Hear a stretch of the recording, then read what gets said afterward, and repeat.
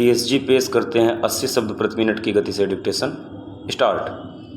महोदय, हमें यह विस्मृत नहीं करना चाहिए कि गांव का खेतिहर मजदूर या छोटा किसान केवल ज़रूरतमंद उपेक्षित व्यक्ति भर नहीं है, पूरी व्यवस्था में उसका समान अधिकार है। कहना ना होगा कि सच्चे अर्थों में इस अधिकार को अर्जित करने की पहली सीढ़ी साक्षरता है।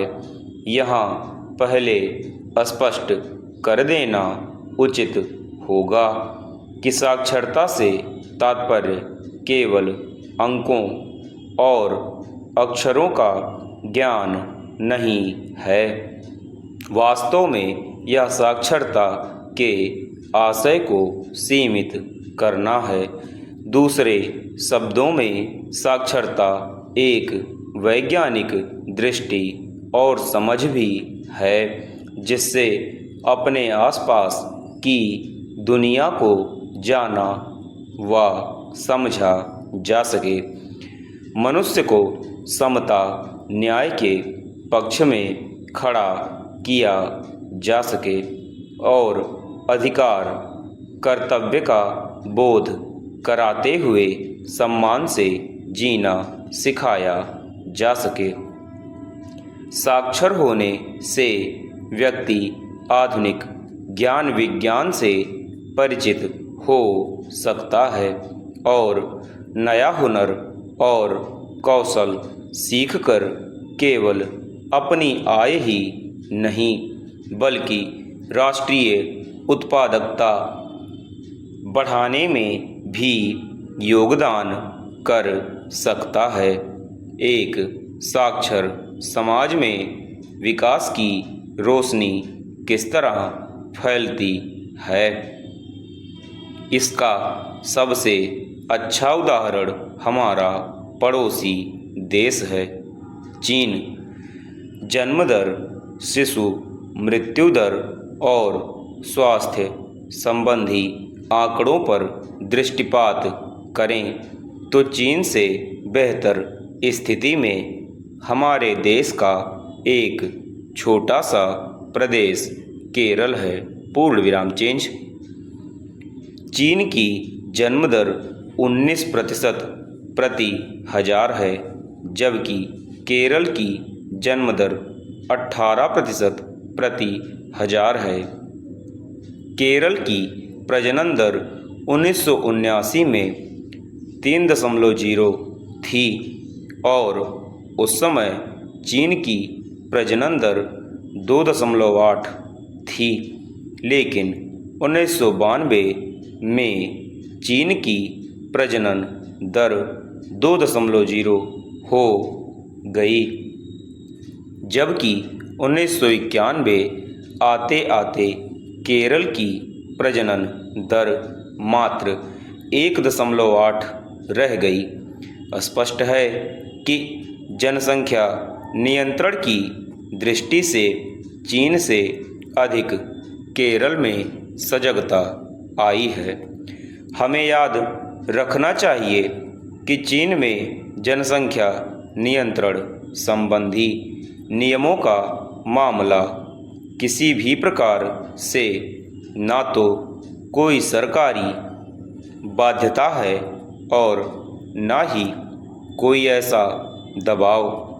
केवल केरल की साक्षरता विशेष रूप से महिला साक्षरता के कारण ऐसी अभूतपूर्व क्रांति संभव हो पाई है। इससे स्पष्ट है कि साक्षरता मात्र अक्षर ज्ञान ही नहीं, राष्ट्रीय विकास के लिए एक अनिवार्य कार्यक्रम है। यह अनेक रूपों में विकास का संवाहक है। यह अकारण नहीं है कि जिन क्षेत्रों में प्रौढ़ साक्षरता के कार्यक्रम को सही ढंग से निष्पादित किया गया है। पूर्ण विराम चेंज। महोदय, वहाँ के बच्चों में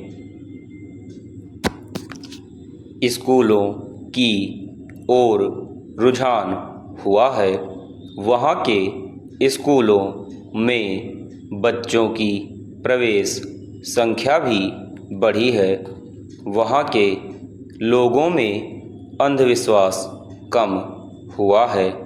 ऐसे कई अनोखे दृष्टांत प्रकाश में आए हैं जहाँ पहले दस्त या बुखार के लिए गांववासी ओझा के पास जाते थे, लेकिन साक्षरता ने उन्हें ऐसी समझ दी कि वे हकीम और डॉक्टर के पास जाने लगे हैं।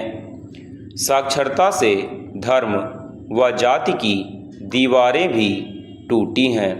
साक्षरता अभियान के दौरान कई ऐसे दृश्य देखने को मिलते हैं जब हिंदू लड़की किसी मुस्लिम महिला को दिए की रोशनी में पढ़ा रही होती है और कोई मुसलमान वयस्क किसी हिंदू बालक को पढ़ा रहा होता है।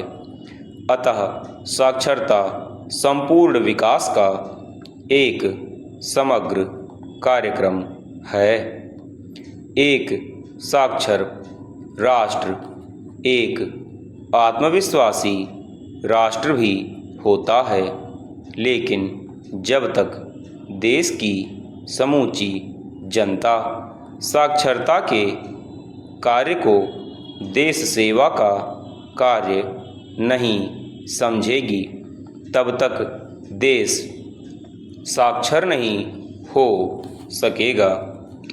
इसके लिए पहली आवश्यकता है कि प्रत्येक नागरिक देश को प्यार करे और उसके विकास के लिए सोचे।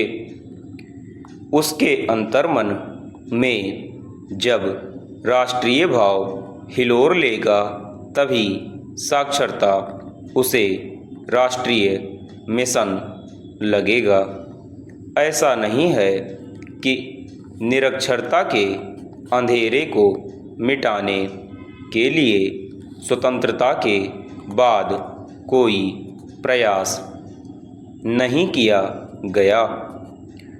प्रौढ़ शिक्षा कार्यक्रम चलाया गया, लेकिन उसे जन आंदोलन के रूप में सफलता प्राप्त नहीं हुई। चेंज। वास्तव में 1986 में केरल के कोट्टयम नगर और 1990 में एर्नाकुलम जिले में निरक्षरता को दूर करने की अभियान पद्धति को जब आशातीत सफलता मिली, तो आशा की एक नई किरण फूटती हुई दिखी। इन दोनों जिलों को मॉडल बनाकर संपूर्ण साक्षरता की अवधारणा पर विचार हुआ। 8वीं योजना के अंतर्गत 15 से 35 आयु वर्ग के लगभग 7 करोड़ प्रौढ़ निरक्षरों को साक्षर बनाने का निश्चय किया गया। यह तय किया गया कि चरणबद्ध रूप से देश के लगभग 345 जिलों में संपूर्ण साक्षरता कार्यक्रम को लागू किया जाए। संपूर्ण साक्षरता कार्यक्रम की सर्वाधिक महत्वपूर्ण विशेषता यह है कि इसे स्वयंसेवी प्रयासों के माध्यम से एक आंदोलन के रूप में चलाने का निर्णय लिया गया, ताकि यह सरकारी कार्यक्रम न रहकर जनता का कार्यक्रम बन सके। संपूर्ण साक्षरता की इस रूपरेखा पर सरसरी तौर से विचार करने पर कुछ बिंदु साफ उभर कर आते हैं। समाप्त।